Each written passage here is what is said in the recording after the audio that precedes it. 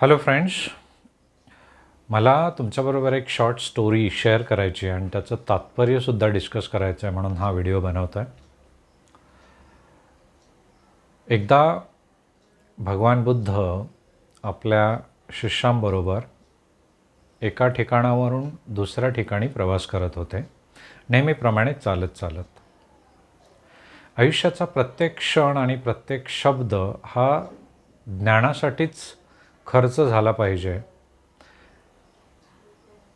असा त्यांनी आटोकाट प्रयत्न केला. त्यांची प्रत्येक कृती किंवा प्रत्येक शब्द हा काही ना काहीतरी शिकवण द्यायचा त्यांच्या शिष्यांना किंवा सर्वसामान्य लोकांना. तर एका ठिकाणावरून दुसऱ्या ठिकाणी जाताना एकदम टळटळीत दुपार होती. तर त्या वाटेमध्ये त्यांना एक ओढा लागला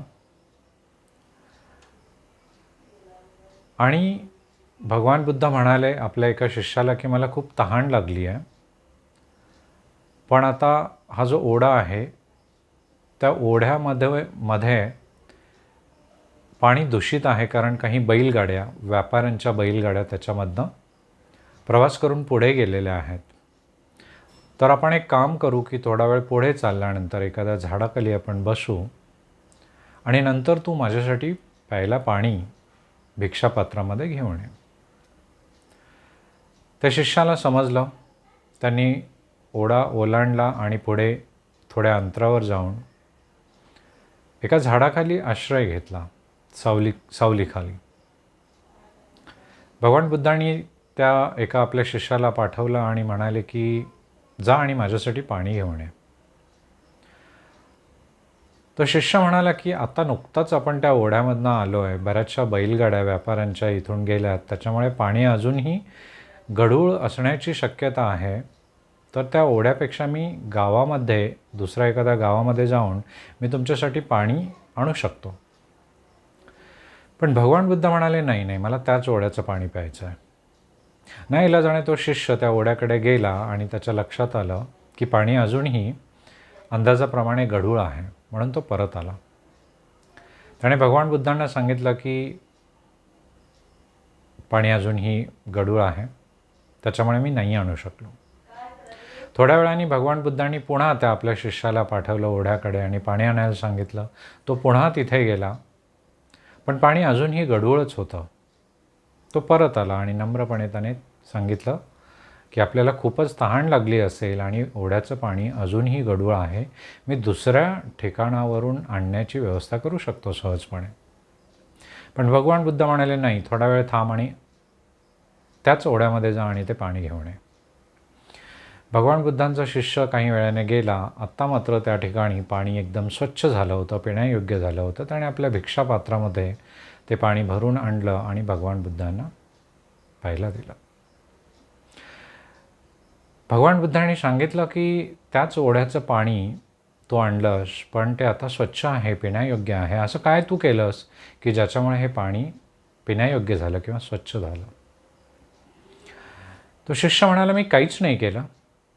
ह्या ओढ्यामधनं जेव्हा बैलगाड्या प्रवास करून गेल्या होत्या, त्याच्यामुळे त्याच्यामध्ये पाणी खूपच गढूळ झालं होतं. मी काहीच नाही केलं. मी बराच वेळ वाट बघितली. मी पुन्हा गेलो तर पाणी स्वच्छ झालं नव्हतं, पण आत्ता जेव्हा मी गेलो तेव्हा पाणी आपोआप स्वच्छ झालं होतं. मी स्वतःहून त्याच्यात काहीच नाही केलं आहे, मी फक्त वाट पाहिली. भगवान बुद्धांनी सांगितलं की याच्यामधनं आपण काय बोध घ्यायला पाहिजे. तर जेव्हा जेव्हा आपलं मन उद्विग्न होतं, बऱ्याचदा आपण बऱ्याचशा गोष्टीमुळे उद्विग्न होतो.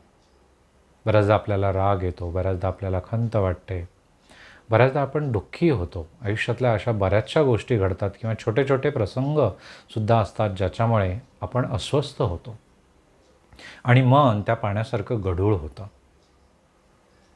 आणि ते गढूळ पाणी प्यायल्यानंतर आपल्याला त्याचा अपाय होण्याची जास्ती शक्यता असते किंवा आजारी पडण्याची जास्ती शक्यता असते.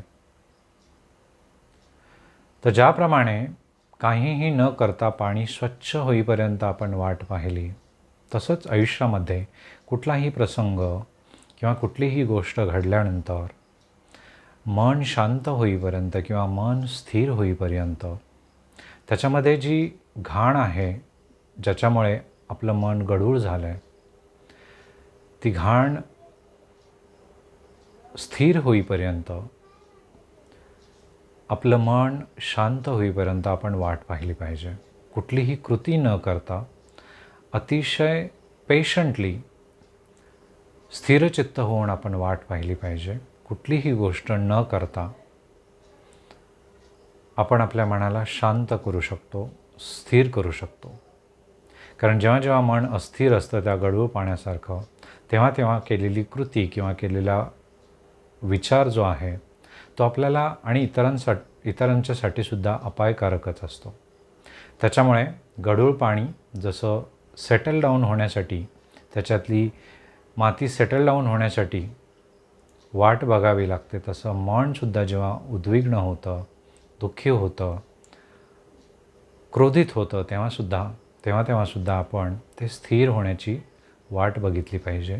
आणि हे सगळं होतं काहीही न करता, त्या मनाला कुठल्याही प्रकारचं खत पाणी न घालता, कुठल्याही प्रकारची प्रॅक्टिकल कृती न करता, फक्त ते मन शांत होईपर्यंत आपण वाट बघितली पाहिजे. तेव्हाच कुठलीही मानसिक, वाचिक किंवा शारीरिक कृती करावी.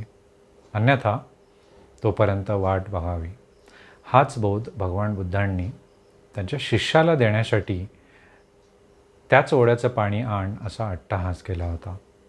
आजच्या आपल्या आयुष्यामध्ये सुद्धा हा बोध आजही घेण्यासारखा आहे. कारण 2-2.5 हजार वर्षांपूर्वीसुद्धा मानवी मन तसंच होतं भगवान बुद्धाच्या काळात, आणि आजही मानवी मन तसंच आहे. त्याच्यामध्ये काहीच फरक नाही पडला. तो निसर्गाचा नियम आहे. कुठलीही गोष्ट आपल्याला न आवडणारी घडली तर उद्विग्न होणं, क्रोधित होणं, अशांत होणं, दुःखी होणं हा मनाचा स्वभाव आहे. त्या मनाला स्थिर होईपर्यंत आपण शांत राहिलं पाहिजे किंवा वाट पाहिली पाहिजे. आपोआप मन स्थिर होतं आणि चांगलं काम करण्याच्या योग्य होतं. हीच कथा मला तुमच्याबरोबर आज शेअर करायची होती. धन्यवाद.